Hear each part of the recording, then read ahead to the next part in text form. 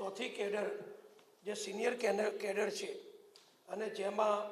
નાયબ સેક્શન અધિકારી, નાયબ મામલતદાર, અધિક મદદનીશ ઇજનેર, કચેરી અધિક્ષક, પીએસઆઈ, શિક્ષક, શિક્ષણ સહાયક, જુનિયર જીઓલોજિસ્ટ,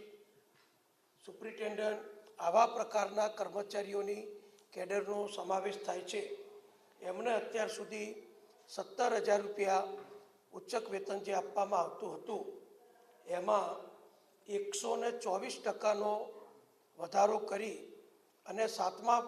પગાર પંચની શરૂઆતના જે પે મેટ્રિક્સ છે એના આધારે 124% વધારો કરી અને 38,090 રૂપિયા એમનો પગાર કરવાનો મુખ્યમંત્રી શ્રી વિજયભાઈ રૂપાણીની અમારી સરકારે નિર્ણય કર્યો છે.